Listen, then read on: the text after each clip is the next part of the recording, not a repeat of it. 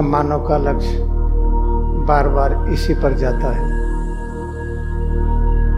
कि हम बीमार ना हो, हम थके न, चिंता ना आए, डर भय ना हो और अज्ञानता ना हो। अज्ञानता का अभिप्राय क्या है? हमें पता न हो कि भविष्य में क्या होने वाला है। ऐसे चल रहे हैं जैसे नदी का बहाव है, हवा जिस तरफ बह रही है हम भी उस तरफ चल रहे हैं। आगे का पता नहीं और अतीत भी देखिए, वो भी पता नहीं। हम लोग सुनते हैं राम और कृष्ण के बारे में, ईसा और बुद्धा के बारे में, सब कुछ सुनते हैं, समझते हैं, लेकिन पता नहीं वास्तविकता क्या है। इसको इग्नोरेंस कहते, अविद्या।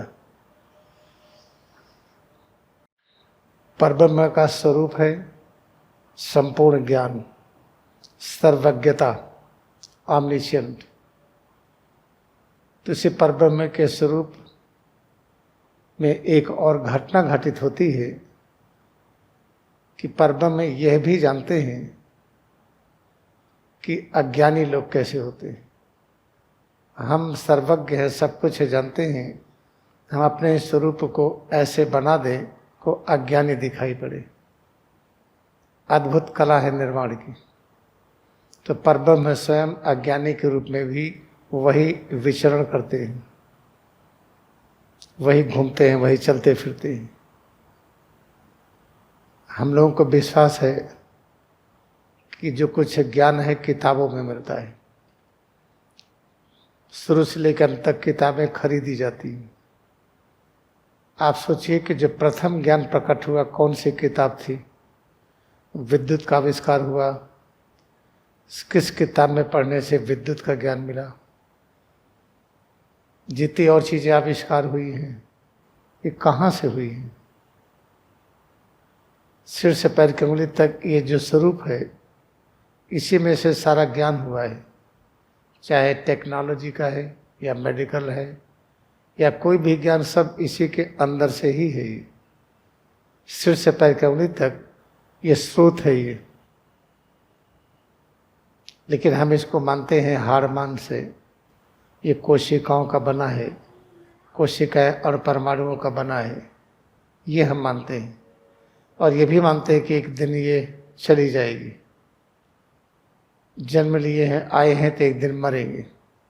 जो आए हैं सब जाते हैं। रोज देख रहे हैं कि लोग जा रहे हैं, कहीं एक्सीडेंट हो रहा है, कहीं बीमार हैं, अनेक प्रकार की घटनाएं घटित होती हैं। तो ये सब चीज़ें जो हो रही है ये कैसे हो रही हैं, इसकी जानकारी कहाँ मिले? जैसे विद्युत का आविष्कार, विद्युत क्या है? अपने अंदर से ही ज्ञान आया, सारा ज्ञान अपने अंदर से ही आया। ऐसे इसका भी ज्ञान कि हम कौन हैं ये भी अंदर से ही आता है। तो याद रखिए, अपने को जानने के लिए तरह तरह का प्रयास किया जाता है। उसी प्रयास में रिलीजन आया, धर्म आया। तो सभी लोग धर्म के बारे में बताने लगे। कितने प्रकार के धर्म हुए। धर्म के नाम पर झगड़ा, बंटवारा, पूरी मानवता बट गई। तो ये जो बंटने की क्रिया हुई, बंटवारे की क्रिया हुई, यही सभी प्रकार की समस्याओं का जड़ है। सिर से पैर की अंगुली तक ये पूरा रूप देखिए। इसमें कितने प्रकार के अंग हैं, कान है, आँख है, नाक है, जिह्वा है और अनेक अंग है। ये सब जुड़े हुए हैं। कहाँ से जुड़े हैं? ये सिर और रीढ़ से, इस जगह से जुड़े हैं ये। हमें एक जुड़ने का ज्ञान अवश्य चाहिए कि हम जुड़े। तो जुड़ने पर होगा क्या? जब एकदम जुड़ जाते हैं तो उस स्थिति को कहते हैं योग की अवस्था। योग की अवस्था को दूरी की शून्यता, जो दूरी दिखाई पड़ती है, दूरी को ही कठिनाई कहते हैं।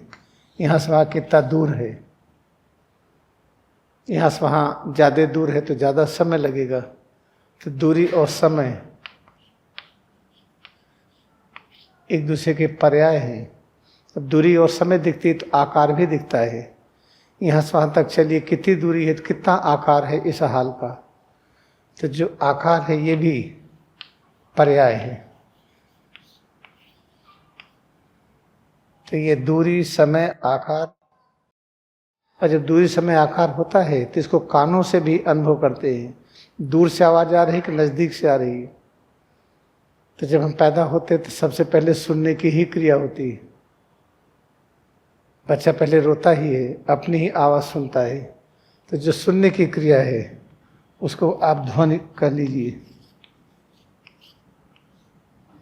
ये सब जो चीजें ये हमें अनुभव होता है, दूरी है, समय है, आकार है, ध्वनि है, तरह तरह की आवाजें हैं। हम इसमें जब उलझ जाते हैं तो हमारा ज्ञान लुप्त हो जाता है। ये किताब इतनी मोटी है, कैसे याद होगी? दूरी दिखा पड़ रही, उलझ गए, डर गए। ये काम बड़ा कठिन है। कठिनाई क्या है? दूरी। इतना समय लगेगा, दूरी। ये सब चीजें जब अनुभव होती है तो उसमें भय प्रकट होता है। भय का कारण यही है। और जब भय है तो ज्ञान लुप्त हो जाता है। भय के आने से ज्ञान लुप्त हो जाता है। हम भय मुक्त कैसे हों? उसके लिए हमें किसी की बात को मानना पड़ेगा। चलिए कल्पना करिए कि भारत देश से यहाँ कृष्ण भगवान की पूजा बहुत होती है। जैसे बाहर जीसस क्राइस्ट की पूजा होती है, वैसे अपने इस देश में भगवान कृष्ण की पूजा होती है। चलो उन्हीं के एक एग्जाम्पल ले लें, या राम को ले लें, या कबीर को, या नानक देव जी, बुद्धा को, महावीर स्वामी, जीसस क्राइस्ट, किसी को भी लें, एक ही चीज मिलेगी, अलग अलग नहीं। तो कृष्ण भगवान ने क्या कहा है? अर्जुन को कुछ समझ में नहीं आ रहा है। बार बार कृष्ण भगवान कहते हैं कि युद्ध करना है। अर्जुन क्या कहते हैं? केशव गला सूख रहा है, गांडीव हाथ से गिरी जा रही है, हमसे युद्ध नहीं होगा। क्योंकि युद्ध होने पर क्या होगा? और युद्ध कहते किसको है? युद्ध का अर्थ ये जो बता दिया गया लड़ाई है, यही सारे झगड़े का कारण है। युद्ध का अर्थ लड़ाई नहीं होता है। जैसे हम H2O है, एक एक एटम का महत्व है। अब इसमें एक ऑक्सीजन बढ़ा दिया आपने तो हाइड्रोजन मोनोऑक्साइड हो जाता है। ऐसे ऐसे एक अक्षर, एक एक शब्द, एक एक जो घुमाव चढ़ाव, इसका बड़ा महत्व है। कैसा क्यों लिखा जाता है? ये अक्षर इस प्रकार से क्यों है? इसकी बहुत गहराई में आने पर बड़ा समय लगेगा। हम संक्षेप में बताना चाह रहे हैं। इसमें यह है, ऊ की मात्रा है, और धा है, और दा है। इतने से मिलकर के युद्ध बना है। जैसे जब H लिखते तो हाइड्रोजन का सिंबल है। ऐसे जो ये लिखते तो किसका सिंबल है? ये सिंबल है यापन का। यापन किसको कहते हैं? किसी चीज को मापते जाइए, ऐसी चीज को मापिए जिसका अंत ही न हो, यानी अनंत तक विस्तार की प्रक्रिया को या से संबोधित करते हैं। वो है संबोधन ऊपर। हम विस्तार ऊपर की ओर करें। ऊपर क्या होता है? हर चीज अंदर में ढूंढिए। बाहर क्या होता है? हम आंखों से देख रहे हैं। कैसे देख रहे हैं? इस शक्ति इस मेडुला में आ रही है, यहाँ से सिर और रीढ़ में गई, यहीं से आंखों में गई, तो हम आपको देख रहे हैं। कान में गई, सुन रहे हैं। तो इस तरह से याद रखिए। तो ऊपर की घटना अपने अंदर ही जानिए। जब बाहर की तरफ शक्ति गई तो हम आपको देखे, हम आवाज को सुने, तो ऊपर कैसे जाएंगे? ऊपर क्या है? तो जब शक्ति यहाँ बाहर से अंदर की ओर लेते हैं, अभ्यास करते करते जब आंख खोलिए, देखना बंद हो गया, कान से सुनना बंद हो गया, जीवा पर स्वाद नहीं ले पाती, स्पर्श की अनुभूति नहीं हो रही, पैर चल नहीं पा रहे हैं, हाथों से काम नहीं हो रहा है, तो सारी शक्ति खींच करके सिर और रीढ़ में आ गई। इसको कहते अंतर यात्रा हुई। इस अंतर यात्रा को वनगमन कहा गया है। इसी सिर और रीढ़ को ईडन गार्डन कहते हैं, इसी को वन प्रदेश कहते हैं, इसी को पूरब की यात्रा कहते हैं। पूर्वाभिमुख होना कहते हैं। जब पूरी शक्ति सिर और रीढ़ की ओर गई तो पूर्वाभिमुख हो गए, पूरब की यात्रा हो गई। फिर क्या होता है, यहाँ पर जब ज्ञान बढ़ने लगता है, जगने लगता है, फिर ज्ञान ऊपर की तरफ उठता है। तो अंदर का ज्ञान जगना, इसका ऊपर उठना, इसी को ऊ कहते हैं, ऊपर। चलो ऐसा होने लगा, फिर क्या पता चलता है, फिर पता चलता है जो कुछ हम धारण किए हैं, आधा धा को संबोधन है धारण करना। क्या धारण किए हैं? आ को 3 प्रकार की शक्ति और ज्ञान कहते हैं। सृजन की क्रिया, सुरक्षा की क्रिया और परिवर्तन की क्रिया। तो पता चलता जो धारण किया है क्या है, ये ज्ञान है। इस ज्ञान को पा करके हमें ज्ञान होगा कैसे निर्माण करें किसी भी चीज़ का। आज अर्थराइटिस है, ऑस्टियोपोरोसिस है, कैसे हड्डी बनाएं, और अनेक प्रकार के अंग अब धीरे धीरे झड़ रहे हैं, पतझड़ हो रहा है, ये चुक रहे हैं, कैसे उसका निर्माण करें, कैसे उसकी सुरक्षा करें, जब तक चाहे वो रहे और जब ना चाहे तो उसको रूपांतरित कर दें। ये है धा से संबंधित। जब हमारे अंदर की जीवन शक्ति पूर्वाभिमुख हुई, फिर उत्तराभिमुख हुई, तब पता चला कि जो हम धारण किए हैं ये हाड़ मांस नहीं है, ये एटम मालिक्यूल्स नहीं है, ये कोशिका नहीं है क्या ये ज्ञान है। ये सृजन का ज्ञान, संरक्षण का ज्ञान और परिवर्तन का ज्ञान। ठीक है, तो अगला चीज दिखाई पड़ता है कि ज्ञान प्रकट कहाँ से हुआ। जहाँ से प्रकट हुआ वो अगला शब्द आधा दा संबोधन करता है दाता को। दाता को कहते परब्रह्म। पूरे ब्रह्मांड में परब्रह्म निराकार प्रभु व्याप्त है, उसी को दाता कहते हैं। तो उस दाता से ज्ञान का प्रकटन हुआ, ब्रह्मा विष्णु शिव का ज्ञान हुआ, और ज्ञान जब ऊर्ध्वमुखी हुआ, ऊपर की तरफ बढ़ा, तब पता चला कि सिर से पैर की उंगली तक जो अनुभव करते हैं, जिसे हम कड़ापन ढीलापन कहते हैं, इस अनुभूति को सुख और दुख कहते हैं। वास्तव में क्या है? ये ज्ञान है। ये हमें कितने तरह का ज्ञान चाहिए?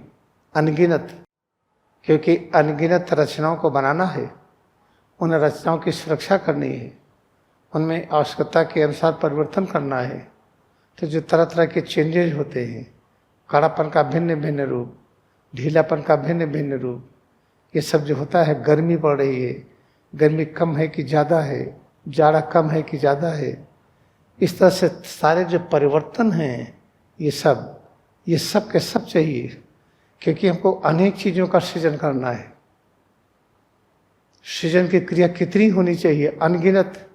ब्रह्मा की तरह, ब्रह्मा प्रतिदिन जो बनाता है यूनिक, ऐसा चेहरा कभी नहीं बनाया था। आप ही का चेहरा जो पिछले जन्म में था अलग था, इस जन्म में एकदम अलग है, अगले जन्म में फिर अलग होगा। तो प्रतिपल नित्य नया सृजन की क्रिया। तो जितने प्रकार के परिवर्तन होते हैं, इनका स्वागत करिए। स्वागत कैसे करेंगे? जिसमें एकाग्र हो जाइए। एकाग्र होकर के जो कुछ अनुभव हो उसे घबराइए मत। अरे कमजोरी लग रही है, चल नहीं पा रहे हैं, बहुत अच्छी बात है, इस कमजोरी को अनुभव करिए। अरे धन्य भाग है कि ये कमजोरी लगने वाली ये अनुभूति हो रही है, इसके साथ जुड़िए, फिर अनुभूति बदलने लगेगी। अनगिनत तरह के जो परिवर्तनों को हम सुख और दुख कहते हैं, यही अज्ञानता है। वो संपूर्ण ज्ञान है, वो शक्ति है, वो शांति है, वही अमृत है। वो इसका जो जितना अभ्यास कर लिया उतना ही ज्ञान हो गया। हम अपना निर्माण कैसे करें? या पता चला कि पैर टूट गया, ठीक है, फ्रैक्चर है, जुड़ गया, कौन जोड़ा? वो मशीन से नहीं जुड़ा, प्लास्टर से नहीं जुड़ा, इंजेक्शन गोली से नहीं जुड़ा। अगर ऐसा होता तो मरे हुए का पैर जब टूटता है उसको जोड़िए, नहीं जोड़ पाएंगे। अंदर में कुछ बहता रहता है, जिसको प्राण कहते हैं, जीवन कहते हैं, जिसको ज्ञान कहते हैं, शक्ति कहते हैं, शांति कहते हैं, अमृत कहते हैं। उसका प्रवाह होता रहता है, उसकी वजह से जुड़ता है। क्रिया युक्त ध्यान क्या है? उस प्रवाह से मिलना। इसे सिर से पैर की उंगली तक एकदम सजग रहिए, बिल्कुल सजग रहिए। हर पल लेटे हो तो जो अनुभव हो रहा है सजग रहिए, इसको बहुत प्रेम करना है। नींद नहीं आ रही है, ये भी एक अनुभूति, खुश हो जाइए। नींद नहीं आने पर होता क्या है, अनुभव करिए। अब एकदम नींद आ रही है तब क्या होता है। गहरी नींद और जागने के बीच की जितनी अवस्थाएं होती हैं उससे जुड़ी, किसी की निंदा ना करिए। प्रत्येक अनुभूति ज्ञान है, याद रखिए। इसे कोई युद्ध कहा गया है, युद्ध करना। और इसका अभ्यास करते हैं तो क्या होता है मालूम है, आदतें बदलती हैं। जब आदतें बदलती हैं तो मन विरोध करता है। जब मन विरोध करता है तो मन खुश नहीं रहता है। मन आदत के साथ होता है, बिना आदत के मन काम नहीं करता है। जब अभ्यास करेंगे, युद्ध होगा जब, तो सब बदलेगा ये। अभी तो सबको सुख और दुख कहते थे, अणु परमाणु कहते थे, हाड़ और मांस कहते थे, अब तो उसको हम ज्ञान कह रहे हैं। अरे जब ऐसा करेंगे तो क्या होगा, गला सूखने लगेगा। वही अर्जुन कहते केशव गांडीव गिरी जा रही है। अब आप बैठते हैं तो क्या करते, देखिए थोड़ी देर के बाद ऐसे करते हैं। कोई कोई बैठे बैठे ऐसे आगे झुकेंगे, सिर नीचे तक जाएगा, फिर फटाक से उठेंगे। ये क्या है, ये गांडीव झुकी जा रही है, गला सूखा जा रहा है। आज अभ्यास नहीं होगा, आज तबीयत ठीक नहीं है, आज नहीं आएंगी। तबीयत तो गड़बड़ हो ही नहीं सकती। जिसको कहते तबीयत ठीक नहीं हो तो ज्ञान है, वो शक्ति है, शांति है, वो कहाँ जाएगा। इस तरीके से जब युद्ध करते हैं तो गला सूखता है, शरीर में परिवर्तन होता है, अच्छा नहीं लगता है। इसलिए मॉर्निंग वॉक तो कर लेंगे, रोज 5 किलोमीटर टहल लेंगे, दिक्कत नहीं है। लेकिन 2 घंटा अभ्यास करना होगा, बड़ी दिक्कत है। अभ्यास करने पर होता है क्या, सब चीज़ बदलती है। हमारे पूरे विचार बदलते हैं। जिस विचार को सुख और दुख कहते थे, आज उसको ज्ञान कहते हैं। अरे यही परम शांति है। अरे चल रहे हैं, अरे चल नहीं पा रहे, अरे यही तो परम शांति है। अब दौड़ने लगे, ये भी परम शांति है। परम शांति के अनगिनत रूप है। उसी परम शांति के अनगिनत रूप को अनगिनत ज्ञान कहते हैं, उसी को सब कुछ कहते हैं। बस ही एक पैराग्राफ दिमाग में बैठ गया, इसके अभ्यास में लग गए, तो आप एक पेपर पर मोटी हेडिंग में लिख लीजिए, आपका जीवन परम आनंद में रहेगा। कभी अभाव नहीं होगा, कभी बीमारी नहीं आएगी, कभी थकेंगे नहीं, और ऐसे मित्र होंगे जिस मित्र की कल्पना नहीं कर सकते। पति पत्नी भी साथ छोड़ देते हैं, एक दूसरे प्रॉमिस करते हैं हम साथ रहेंगे, दोनों में से एक मर गया, फिर जल्दी से सजा करके ले गए क्रिमेशन के लिए, दाह संस्कार किए या कब्र में डाल दिए। कहाँ रुक पाते हैं, और रुकने की क्रिया है। आप मम्मीफिकेशन कर दीजिए, हर जगह दवाएं भर दीजिए, सड़ेगी नहीं, रख रही बगल में सोइए, डर के भाग जाएंगे। प्रेम गया। जब शरीर में हलचल बंद हो जाए, मम्मीफिकेशन करा करके बगल में लेकर के सोना हो, आप डर गए, तो याद रखिए कौन मानता है किसको। कोई किसी को मानता नहीं, क्योंकि कोई प्रेम करना जानता ही नहीं। वही परमहंस योगानंद के गीत याद आती है, इन दिस वर्ल्ड वो mother no one can love me, क्योंकि कोई प्रेम कर ही नहीं सकता है। In this world they do not know how to love me, उनको पता नहीं कैसे हमें प्रेम करें। फिर कहते हैं where there is a pure loving love, जहाँ प्रेम की पवित्रता है, शुद्धता है। Where there is a true loving me, जो हमें शुद्ध रूप से उस तरह से प्रेम करता है। My soul longs to be, हमारा जो ज्ञान है उसी में केंद्रित होगा, हम जो बताएंगे उसी को समझ में आएगा, हमारी आत्मशक्ति उसी से जुड़ेगी, हम उसी से जुड़ पाएंगे, बाकी से जुड़ ही नहीं सकते हैं। याद रखिए सब कुछ आपके पास है, लेकिन अगर इनसिक्योरिटी है तो बहुत अशांत रहेंगे, और शांति बढ़ेगी तो शाम को ड्रिंक करेंगे या स्मोक करेंगे। जैसे जैसे शांति बढ़ेगी, शराब पीने की मात्रा बढ़ेगी, गलत लोगों का साथ बढ़ेगा। तो क्यों नहीं हम युद्ध का संचालन करें, क्रिया योग ध्यान करें, क्रिया ध्यान करते जाइए। अंत में जैसे अर्जुन को विश्व रूप दर्शन हुआ था, वैसे आपका अपना विश्व रूप दिखाई पड़ेगा। आप अतीत से जुड़े हैं दिखाई पड़ेगा, भविष्य से जुड़े हैं दिखाई पड़ेगा। कहीं ज्वालामुखी फट रही है, पता चलेगा काफी ज्वालामुखी हो गए हैं। कहीं सुनामी आ रही है, आप ही सुनामी के रूप में हैं। कहीं सूखा पड़ा है, कहीं बरसात हो रही है, कहीं जानवर हैं, बैक्टीरिया वायरस है, पेड़ पौधे हैं, पता चला आप ही तो सब रूपों में।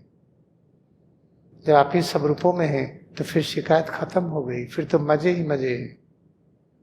इस तरह से जो विश्व रूप दर्शन होता है 11वें अध्याय में, वही तो होता है कि सिर से पैर कमली तक जो अनुभव करते इसी में सब कुछ है। अतीत में जाएंगे तब पाएंगे कि राम ने कभी किसी को मारा नहीं। जब राम थे उस समय सारी मानव जाति को सूर्यवंशी कहते थे। कहते नहीं कि राम सूर्यवंश के थे, तो ठीक है भाई, हम मानते हैं राम सूर्यवंश के थे। ये बाकी लोगों को कोई जिक्र ही नहीं, बाकी किस वंश के थे?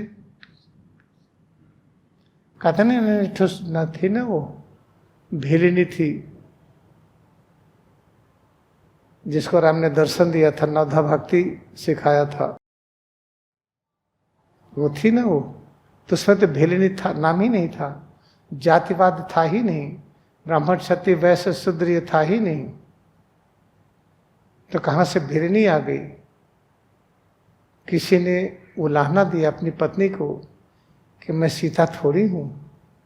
जैसे सीता गई रावण के पास रह करके राम ने स्वीकार कर लिया, हम तुम्हें स्वीकार नहीं कर पाएंगे। तो उस धोबी के कहने के बाद राम ने सीता को वन में भेज दिया। उसमें तो धोबी था ही नहीं, उसमें पूरा मानव वंश सूर्यवंश कहे जाते थे। सूर्यवंशज क्या होता है?